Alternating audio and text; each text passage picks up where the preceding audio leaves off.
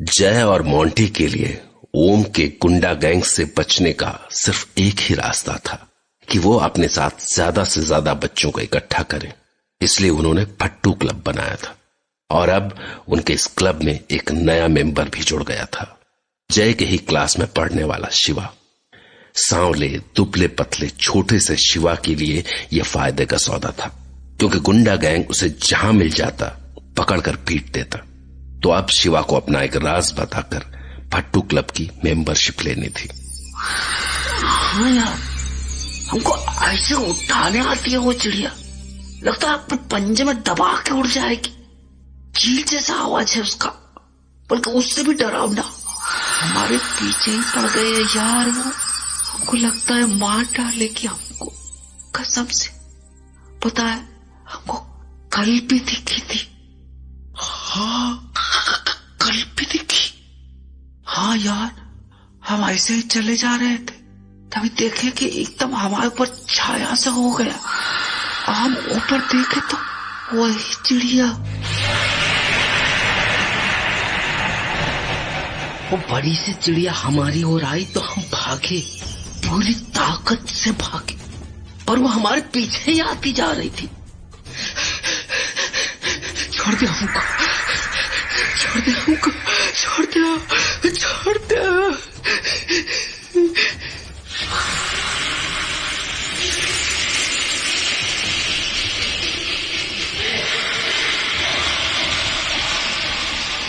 हम जान बचाने के लिए भाग के पेड़ के नीचे छुप गए और वो हमारे बिल्कुल ऊपर से गुजर गई।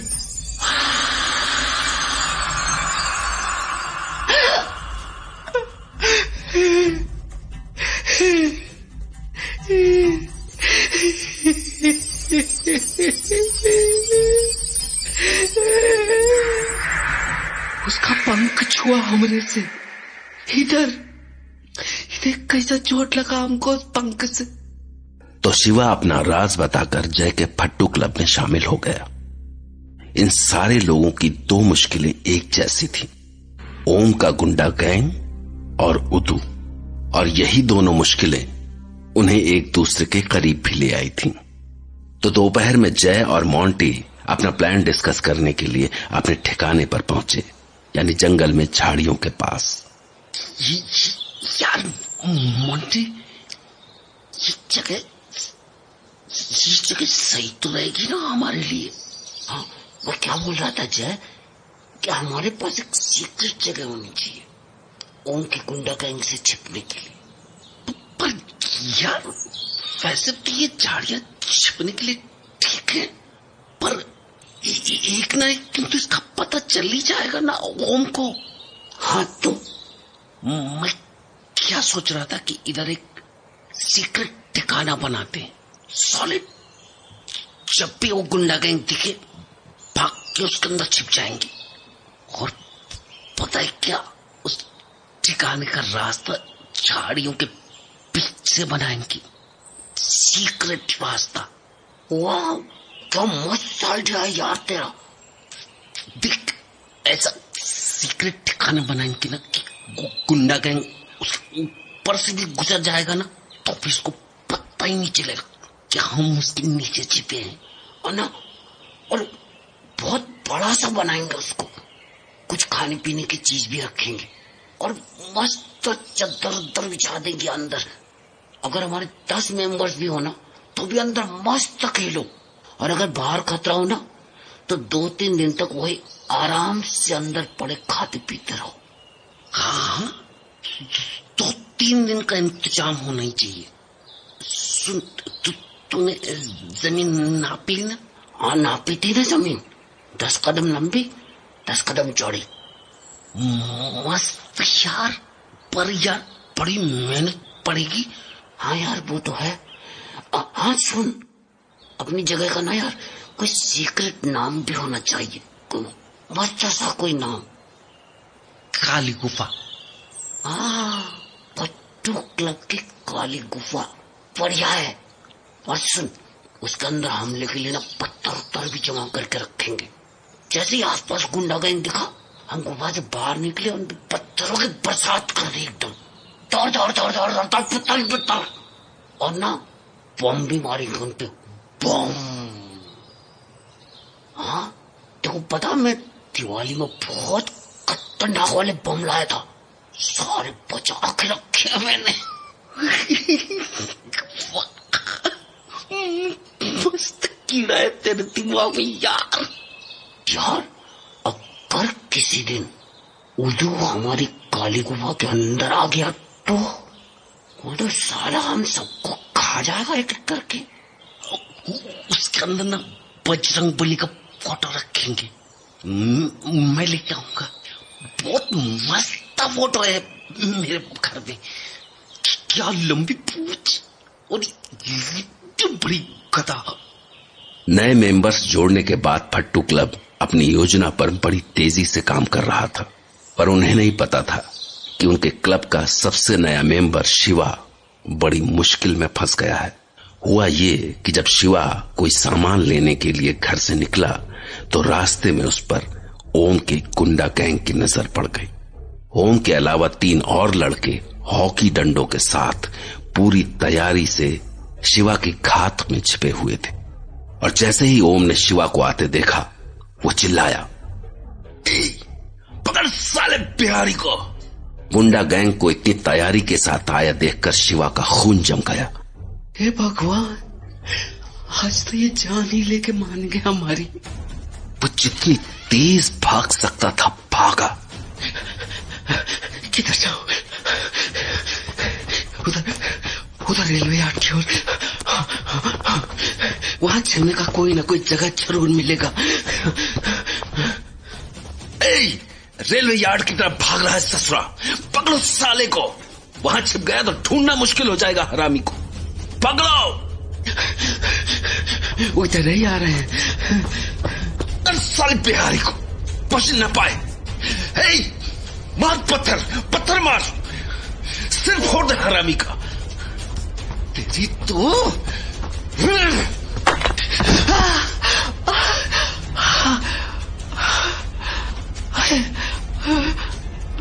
लगा साले को, वो गिरा।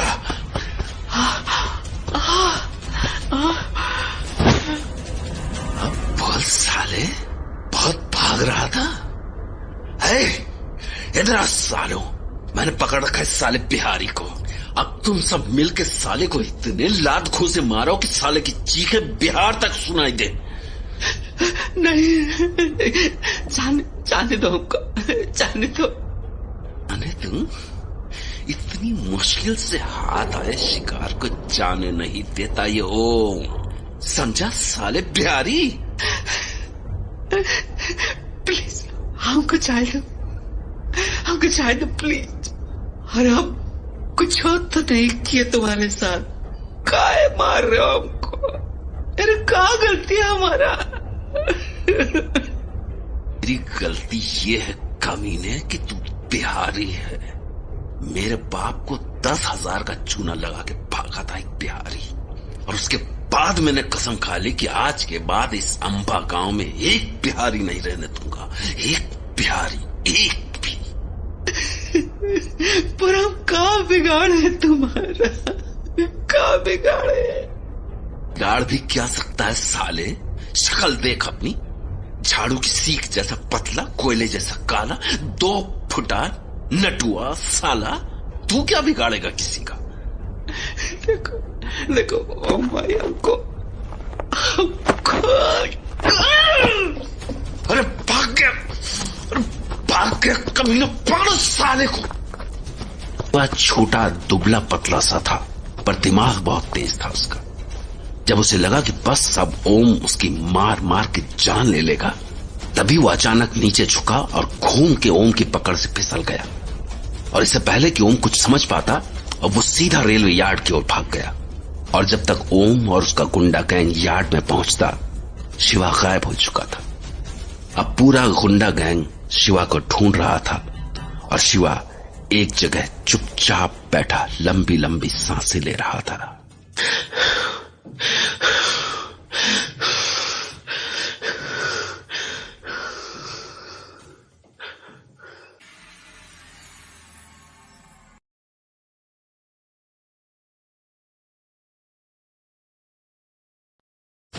इधर जय और मोंटी अपने फट्टू क्लब के लिए सीक्रेट गुफा बनाने की प्लानिंग कर रहे थे कि उधर उनके क्लब का नया नया मेंबर शिवा ओम के गुंडा गैंग के हत्थे चढ़ गया था। ओम ने उसे कसकर पकड़ रखा था और अब बस इस बात की देर थी कि उसके साथी शिवा पर घूंसों और लातों की बरसात करते। शिवा छोटा दुबला पतला सा था, पर उसका दिमाग बहुत तेज था। जब उसे लगा कि बस अब ओम मार मार कर उसकी जान ही ले लेगा, तभी वो अचानक नीचे झुका और खून के ओम की पकड़ से फिसल गया। और इससे पहले कि ओम कुछ समझ पाता, वो रेलवे यार्ड की ओर भाग गया। और जब तक ओम और उसका गुंडा गैंग यार्ड में पहुंचता, शिवा गायब हो चुका था।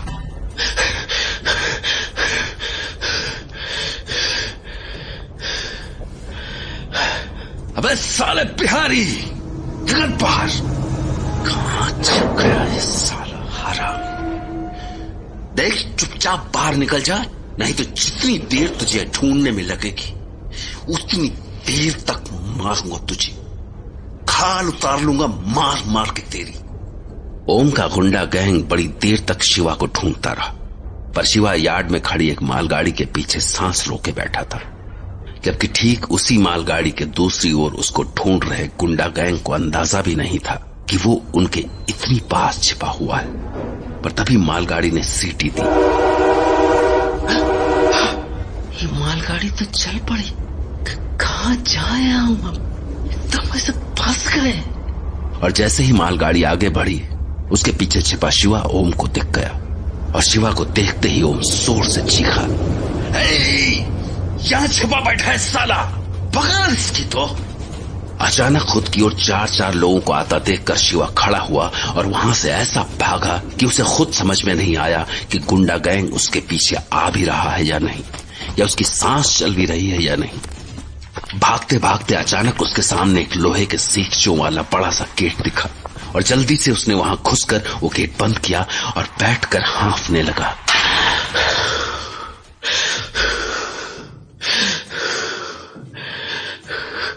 कुछ ही देर बाद जब ओम और उसके साथी वहां पहुंचे तो गेट बंद पाकर उसे जोर जोर से हिलाकर खोलने की कोशिश करने लगे। खुल तेरी। हरामियों, मैंने कहा था ना, पकड़ो साले को। सालो एक नंबर के हरामखोर हो तुम लोग। मैं पहले ही जानता था इसका बाप रेलवे में काम करता है, इसीलिए रेल यार्ड का चप्पा चप्पा जानता है साला बिहारी। देख क्या रहे हो? मारो पत्थर, उठाओ पत्थर, मारो। और बस सामने से पत्थरों की बरसात होने लगी और इधर शिवा के पास छिपने की कोई जगह नहीं बची थी। सामने से पत्थरों की हो रही उस भयानक बरसात के सामने वो कहीं छुप भी नहीं सकता था। उसे लगा जैसे उसने अपने आप को खुद ही फंसा लिया। उसने अपने सिर को दोनों हाथों से ढक लिया, क्योंकि अगर एक भी पत्थर उसके सर पर पड़ जाता तो 1 मिनट में उसका खेल खत्म हो जाता। पर अभी वो अपनी जान बचाने की कोई तरकीब सोच ही रहा था कि तभी एक बड़ा सा पत्थर उसके घुटने पर आकर लगा।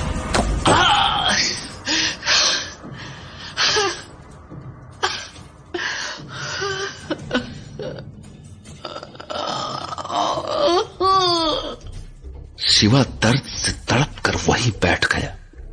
उसे लगा कि अब वो नहीं बचेगा, पर जब उसने देखा कि ओम की साइड में पत्थर खत्म हो चुके हैं तो उसने राहत की सांस ली।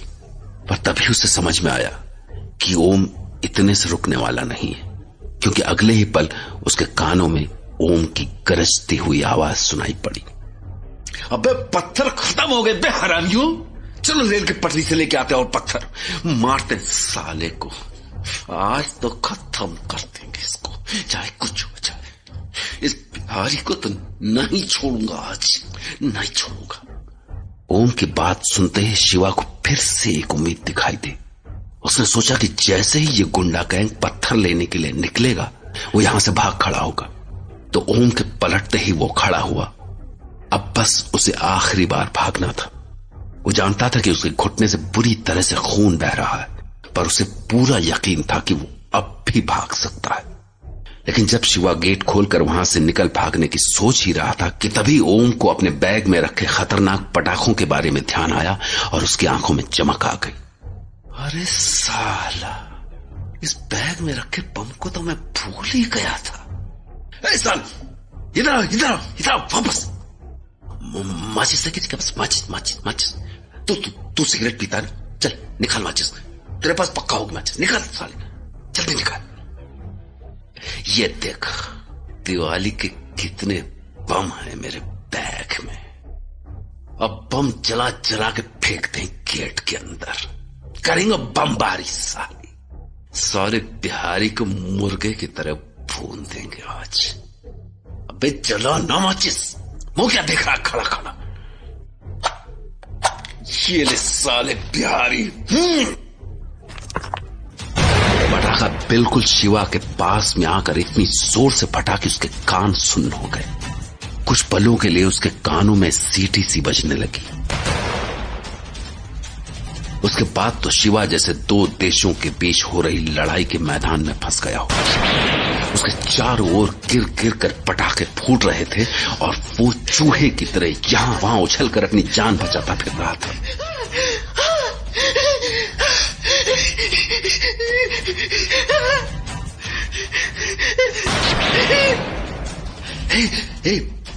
बड़ा वाला बम दे, बड़ा वाला। आज तो इस बिहारी की ऐसी तैसी कर दूंगा साले की। अभी तक शिवा किसी तरह पटाखों की उस बरसात से बचता रहा था, पर तभी अचानक एक पटाखा ठीक उसके पैरों के पास फटा और शिवा चीख कर गिर पड़ा।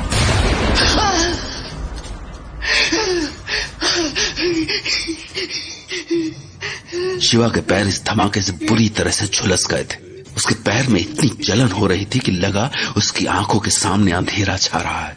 उसे लगा कि अब भगवान भी उसे नहीं बचा सकता। पर तब उसने आखिरी बार हिम्मत की और अपने पास पड़े एक पत्थर को उठाकर खड़ा हुआ, क्योंकि अचानक ही उसे याद आ गया कि उसका निशाना कभी नहीं चूकता। और बस उसने एक आंख बंद करके निशाना साधा और पूरी ताकत से पत्थर फेंक दिया।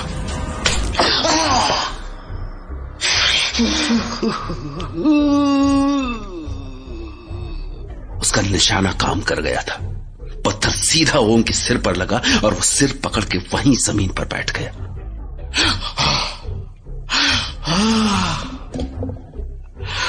साला हरामी, छोड़ूंगा ना कमीने को, छोड़ूंगा नहीं तेरे को। शिवा के एक सही निशाने से लड़ाई के मैदान में सन्नाटा छा गया। ओम जमीन पर गिरा तो उसके साथियों ने उसे घेर लिया और सब उसे सहारा देकर वहां से ले गए। जब सामने मैदान साफ हो गया तो शिवा गेट खोलकर बाहर निकला और चुपचाप अपने घर को लौट आया। पर अब शिवा को पट्टू क्लब की सबसे ज्यादा जरूरत थी, क्योंकि ये तो तय था कि एक बार सिर फूटने के बाद ओम शिवा से बदला जरूर लेगा, और उसका वो बदला कितना भयानक होगा इसका अंदाजा लगा पाना भी शिवा के लिए मुश्किल नहीं था। उधर रात हो चुकी थी और जय अगले पेपर की तैयारी कर रहा था। जय को पढ़ते पढ़ते काफी देर हो गई तो वो बिस्तर पर लेट गया और उसकी आंखें बंद करते ही सोनू खुद ब खुद उसकी यादों में चला आया।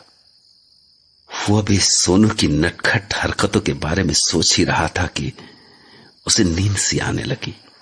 पर इसके बाद जैसे ही लगा कि वो सोने लगा है, उसके कानों में एक आवाज पड़ी, भैया। एक बार तो जय को लगा कि शायद वो आवाज उसका वहम है, पर सोनू की आवाज उसे फिर से सुनाई पड़ी, जय भैया। सोनू की आवाज। जय चौंक कर बिस्तर से खड़ा हो गया। किधर से आ रही है यह आवाज? इधर भैया, इधर हूँ मैं, इधर देखो ना भैया, भैया।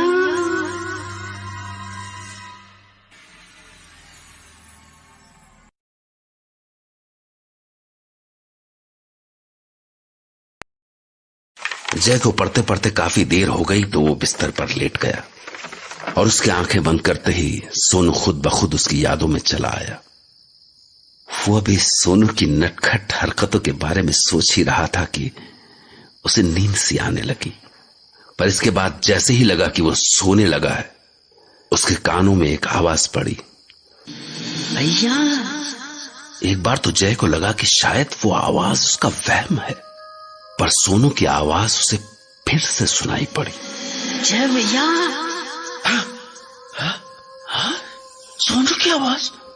जय चौंक कर बिस्तर से खड़ा हो गया। किधर से आ रही है यह आवाज? इधर भैया, इधर हूँ मैं, इधर देखो ना भैया, भैया। और उसने देखा सोनू सचमुच दरवाजे के बाहर खड़ा उसे आवाज लगा रहा था। सोनू? हाँ भैया, इधर आओ ना, मेरे पास आओ। सोनू को सामने पाकर खुशी से जय की धड़कनें तेज हो गई। वो शुरू से कह रहा था कि सोनू जिंदा है, पर किसी ने उसकी बात नहीं मानी और आज उसका विश्वास सच साबित हो गया था। वो कमरे में इधर उधर देखने लगा।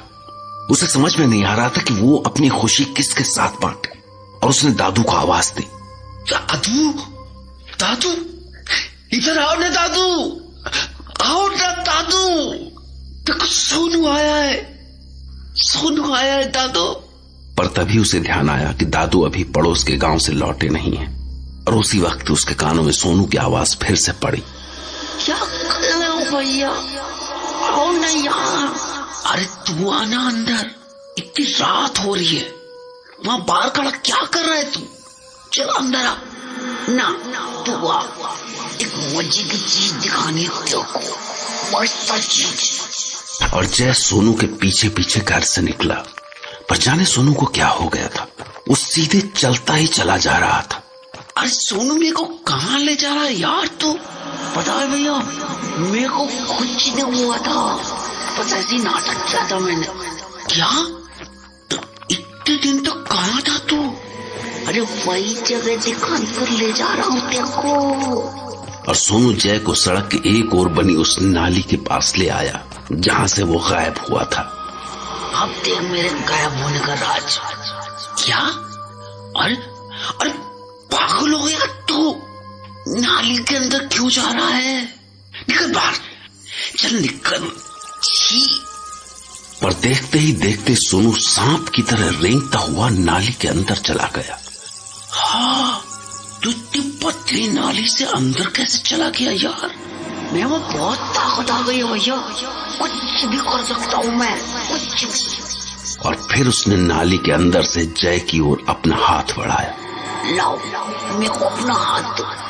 अरे तू ना यार, अपना हाथ दो। नहीं, मैं नाली में नहीं जाता। अरे यार अपना हाथ दो ना जय भैया, मैं तेको नाली के अंदर के मस्त दुनिया दिखाता हूँ। और जैसे ही जय ने अपना हाथ सोनू के हाथ में दिया, सोनू ने झट से उसका हाथ जकड़ लिया। छोड़, छोड़ मेरा हाथ। अभी जय सोनू से उसका हाथ छोड़ने के लिए बोल ही रहा था कि तभी सोनू उसका हाथ अंदर नाली में खींचने लगा। छोड़, छोड़ मेरा हाथ। नहीं छोड़ने का, कभी नहीं छोड़ने का। अब तो मैं तेरे को अंदर ले जाके रहूंगा, देखो अपने साथ ले जाके रहूंगा मैं, तेरी मौत के पास, तेरे सोनू के पास। अचानक सोनू की जगह उदू को देखकर जय की रूह कांप गई। वो उससे अपना हाथ छोड़ने के लिए गिड़गिड़ाने लगा। छोड़ दे मेरे को, प्लीज प्लीज छोड़ दे मेरे को, छोड़ दे प्लीज प्लीज। तू अपने भाई को ढूंढ रहा था ना मेरे बच्चे, तो मैं आज तुझे तेरे भाई के पास ले जाने आया हूँ। चल देख, देख नाली के अंदर की दुनिया, वही है तेरा सोनू।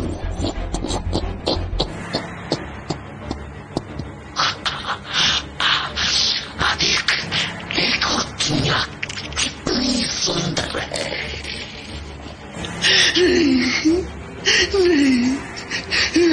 छोड़, मेरे को नहीं जाना अंदर, मेरे को नहीं देखना सोनू को, छोड़। जय ने अपना हाथ छुड़ाने की कितनी कोशिश की, पर उदू ने उसे अपने सूखे हड्डियों के ढांचे से इतनी जोर से जकड़ रखा था कि वो खुद को छुड़ा भी नहीं सका। जय हर पल नाली के अंदर खिंचता जा रहा था। उसे अपनी मौत अपनी आंखों के सामने साफ दिखाई दे रही थी, पर जब उदू ने जय को नाली में लगभग खींच ही लिया था कि तभी आसमान में जोर की बिजली कड़की। जैसे ही बिजली कड़की, जय को लगा कि उदू की पकड़ कुछ ढीली हुई और उसने अपना हाथ पूरी ताकत से खींचा और आजाद हो गया। उसके बाद वो खड़ा हुआ और वहां से ऐसा भागा कि उसे सीधा घर पहुंचकर ही होश आया।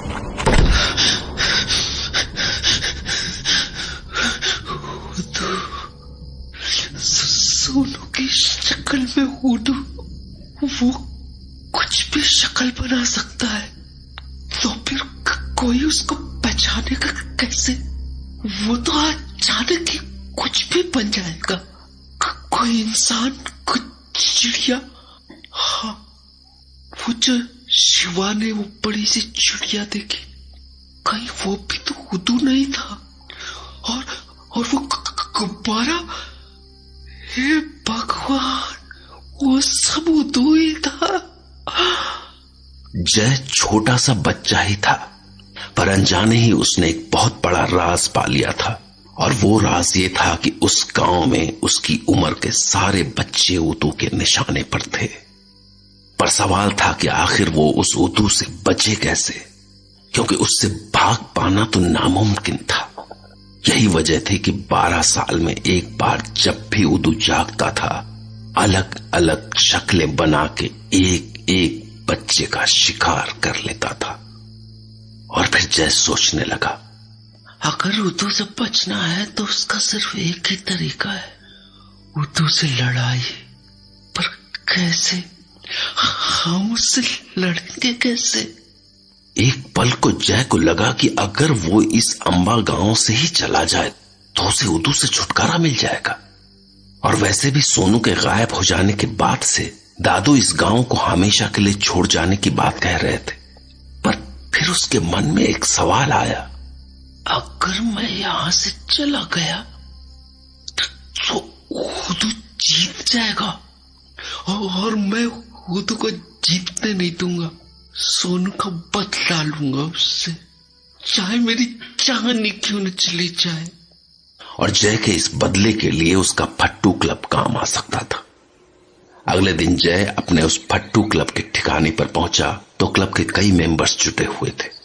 अरे यार मोंटी, तुम लोग तो सारा सामान ले आए, कुदाल फावड़ा सब कुछ। उधर देख यार, कितना सारा सामान लाए हम लोग। लकड़ी के खंभे, लकड़ी के पटरे, बहुत सारे। देखो अपना फट्टू क्लब कितना बड़ा हो जाएगा यार, पूरे 6 मेंबर्स हो गए इसमें। देखो क्या लगता है यार मोंटी, कितने दिन अब बन जाएगी ये अपनी फट्टू क्लब की काली गुफा?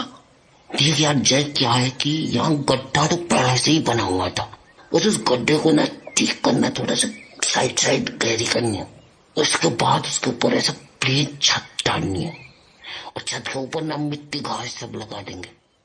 पता है यार मोंटी, तू बड़ा मस्त इंजीनियर है हमारा। इसी इंजीनियरिंग के लिए तो यार रोज पप्पा से मार खाता हूँ। करके सारे सामान ना मैं एकदम से खोल के रख देता हूँ, और फिर ना वो जुड़ते नहीं कभी, कबाड़ा हो जाते हैं, कबाड़ा। हाँ यार, खूब मस्त काम चल रहा है। अरे यार परी, तू भी काम पे लगी हुई है। तो क्या समझा था मेरे को? मैं लड़की हूं तो काम ही नहीं कर सकती? यार सुन परी, मेरे को तेरे एक बात करनी थी। तो बोल, क्या बात करनी थी मेरे से?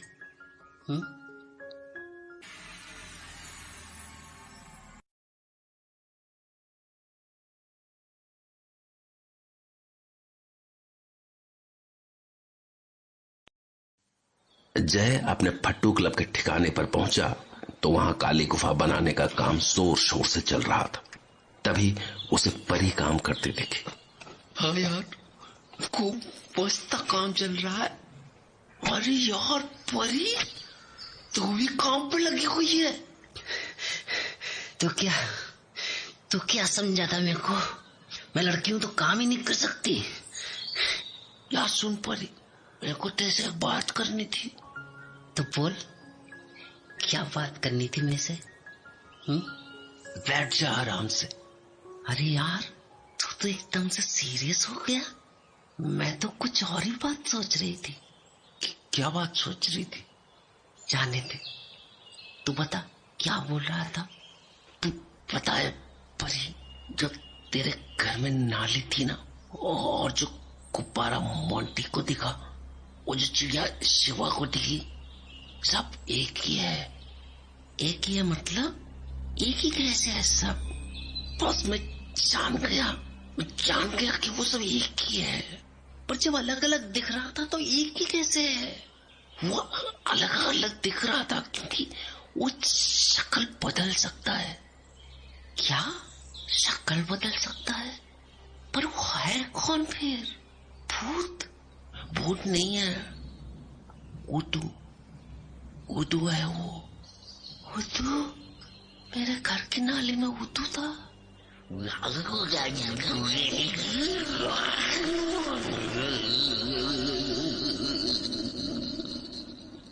हाँ, वो इंसान भी नहीं है, जानवर भी नहीं है, भूत भी नहीं है, कुछ और ही है वो। और क्या? पता नहीं यार, पर वो कुछ और ही है। ठीक है, मैं जा रही हूँ, काम कर लेती हूँ कुछ। सुनना, बैठ। अब क्या बोलना है तेरे को? अरे यार, तू पहले बैठ तो सही। ठीक है, बैठ के बोल। अब सुन, मेरे मन में ना एक बात आई है कि कहीं मैं गलत तो नहीं कर रहा। क्या गलत नहीं कर रहा? मेरे को लग रहा है कि मैं अपनी लड़ाई में तुम सबको खींच रहा हूँ। क्या? तेरी कौन सी लड़ाई? मेरी और उदू की लड़ाई। वो मेरे सोनू को ले गया ना, तो मैं उसको मारना चाहता हूँ। अच्छा, बड़ी हिम्मत है यार ते में तो। हिम्मत नहीं यार, गुस्सा है, बहुत गुस्सा है। और मेरे को लग रहा है कि मैं अपने इस गुस्से में ना तुम सबको खींच रहा हूँ। बस इसीलिए मैंने तेरे से पूछा। पर तूने मेरे से ही क्यों पूछा ये? क्योंकि तू मेरी पक्की वाली दोस्त है। तो क्या मोंटी तेरा पक्का वाला दोस्त नहीं है? नहीं यार, मोंटी भी मेरा पक्का वाला दोस्त है, पर तू पक्की से भी पक्की वाली है। पक्की से पक्की वाली क्या? दोस्त।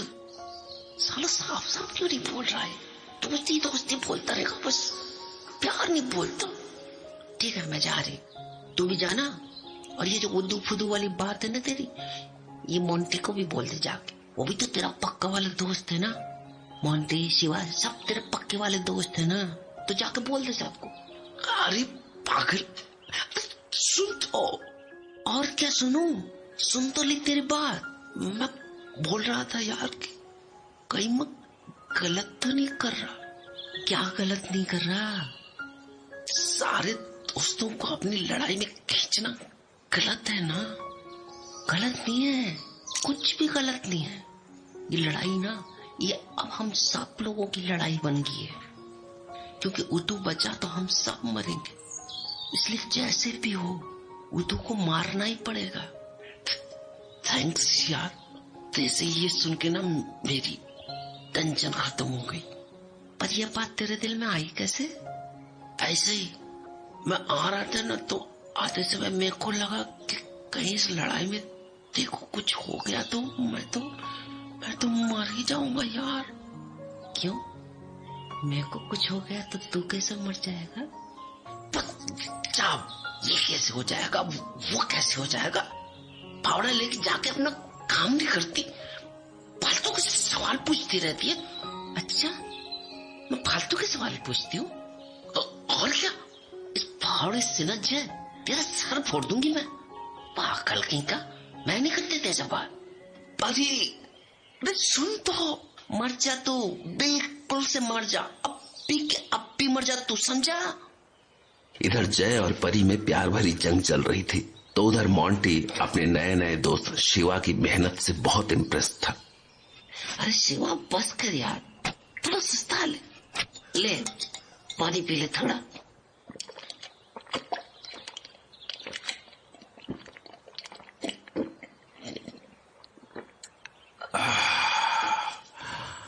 काफी काम कर दिए ना हम सब मिलके।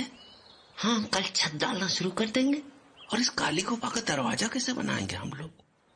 ऊपर से ड्रम देख रहे हो ना, उसको दोनों ओर से ऐसे खोल देंगे ना, ऐसा पाइप जैसा बन जाएगा, उससे बनेगा हमारा सीक्रेट दरवाजा। उसमें से ना रेंग के अंदर जाया करेंगे हम लोग, और उस सीक्रेट दरवाजे के आगे झाड़ी रहेगी, तो किसी को वो सीक्रेट दरवाजा दिखेगा भी नहीं। वाह यार, क्या दिमाग लगाए हो मोंटी। हम एक बात बोले भैया, तू जितना मोटा है ना, तुम्हारा दिमाग उतना ही तेज है। बिल्कुल चक्कू जैसा। मस्त आइडिया लगाया यार तू।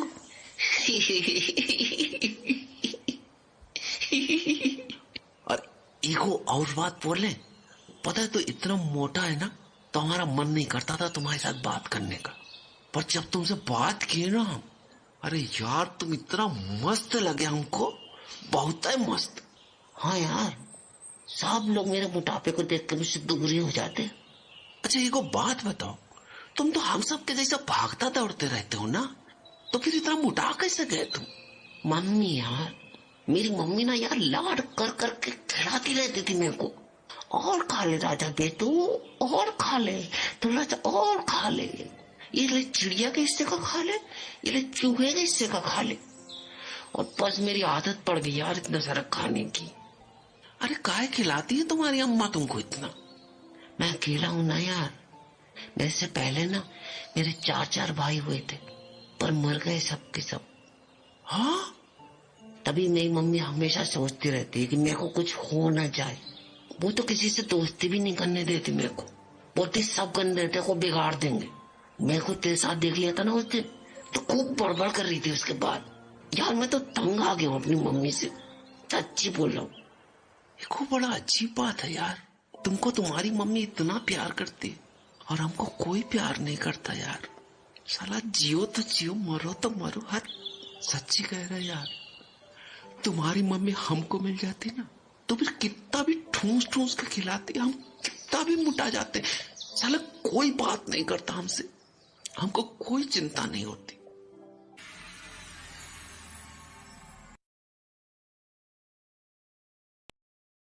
फट्टू क्लब के ठिकाने पर काली गुफा बनाने का काम जोर शोर से चल रहा था, और अब तो क्लब के मेंबर्स की गिनती भी बढ़ते बढ़ते 6 तक पहुंच गई थी। इसलिए अब वो दिन दूर नहीं था जब वो ओम के गुंडा गैंग से टक्कर ले सकते थे। पर काम अपनी जगह था और परी का प्यार अपनी जगह। तो बस काम के दौरान उसने जय के साथ मस्ती करने का कोई मौका नहीं छोड़ा। और उसके बाद जब काम खत्म करके थका हुआ मोंटी लंच ब्रेक में बैठा, तो परी उसके पास आ गई। मोंटी, अपनी काली गुफा के अंदर खेलने में क्या मस्त मजा आएगा ना, मस्त मजा। और ना इम्तिहान के बाद गर्मियों की लंबी छुट्टियां होंगी ना, तो हम लोग यहाँ के सारे दिन खेला करेंगे। ले तू भी खाना कच्चो नहीं, देख सब खा रहे। पागल मैं शुरू हो गया ना एक बार, तो किसी के लिए नहीं बचेगी एक भी कचौरी।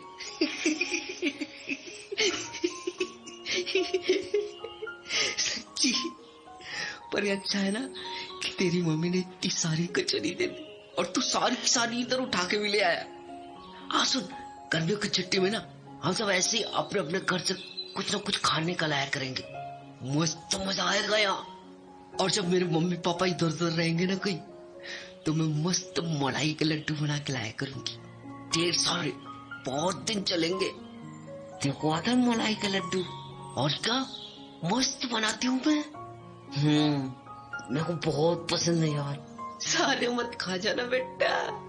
अरे यार क्या हुआ यार, मम्मी पापा कहीं जाने वाले कुछ दिन के लिए, तो क्या हुआ? इतने दिन तू अपने पापा के मार से बच जाएगी यार। मम्मी बोली कि उतने दिन के लिए ना इधर मौसी आ जाएगी मेरे पास रहने के लिए, पर जब तक मौसी नहीं आती मेरे को घर में अकेला रहना पड़ेगा। तो मैं आऊंगा ना तेरे पास, मैं आ जाऊंगा।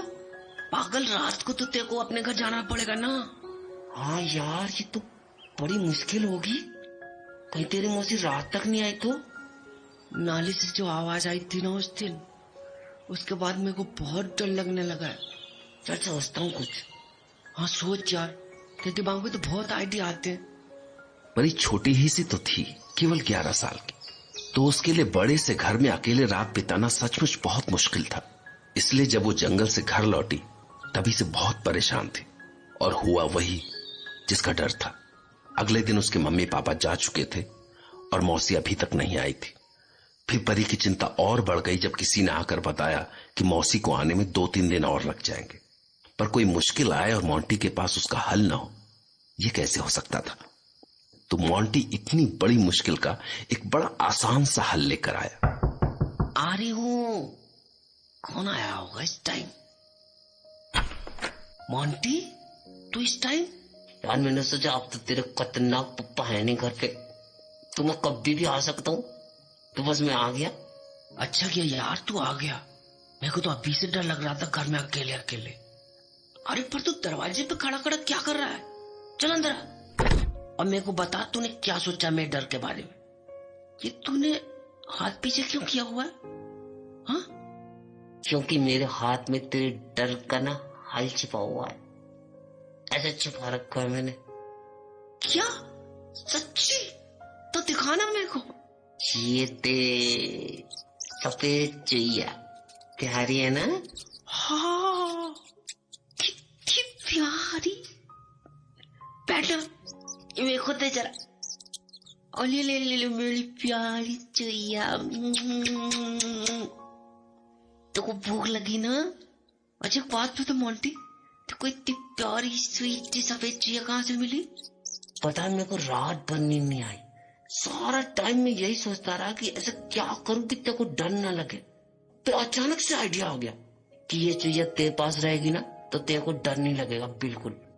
दूसरे गांव के एक लड़के से ना 10 रुपए में खरीद के लेके आया मैं। हाँ मोंटी, तो इतनी चिंता करता है मेरी?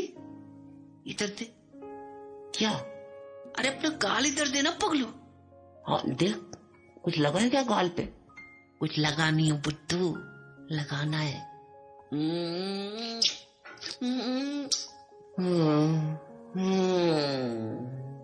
अरे क्या हुआ मोंटी? मोंटी ठीक हूँ मैं। क्या हो गया था तेरे को? चक्कर सा आ गया था यार।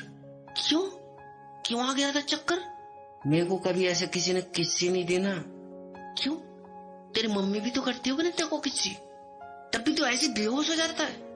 अरे उनका काम ही क्या यार, दिन भर किस्सी करती रहती है, पूछ पूछ पूछ पूछ पूछ बस, और कोई काम ही नहीं, किस्सी करते रहो।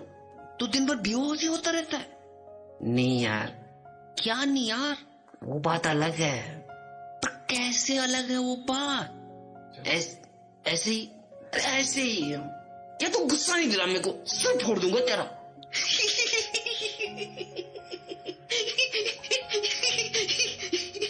तूने बहुत बोला है तू। बोला मतलब बुद्धू? नहीं प्यारा, बहुत प्यारा। अरे यार गाल छोड़ मेरा, खाली कैसे खींच ली मेरा गाल इतने जोर से? छोड़। तू ना बिल्कुल ही पागल है तू। अरे सुन, इस प्यारी सी चुईया का कोई प्यारा सा नाम रखेगा ना तो पता ना, कोई मस्त सा नाम। उस प्यारी सी चुहिया को लाड़ करते करते परी को लगा कि इसका कोई प्यारा सा नाम भी होना चाहिए। और जब उसने मोंटी से चुहिया का कोई प्यारा सा नाम बताने के लिए कहा तो मोंटी के दिमाग में झट से एक नाम आ गया। हाँ, पिंकी नाम रखते हैं इसका। हाँ क्या मस्त नाम है, पिंकी। अच्छा तेरे दिमाग में पटाख से कैसे आ गया है नाम? मैंने यार हमेशा सोचता था कि ना एक मेरी बहन भी होती ना तो थोड़ा प्यार मम्मी उसको भी करती और मैं इससे का थोड़ा खाना उसको भी खिलाती, तो मैं ऐसे मोटू नहीं होता फिर यार, ढोल जैसा हो गया हूँ। तो तूने अपनी उस बहन का नाम पिंकी सोचा था? हाँ। तो बस अब तू समझ ले कि ये तेरी पिंकी है। और देखना मैं इस पिंकी को ना खिला पिला के तुमसे भी मोटा कर दूंगी। ऐसे मोटा, ऐसे ढोल बना दूंगी।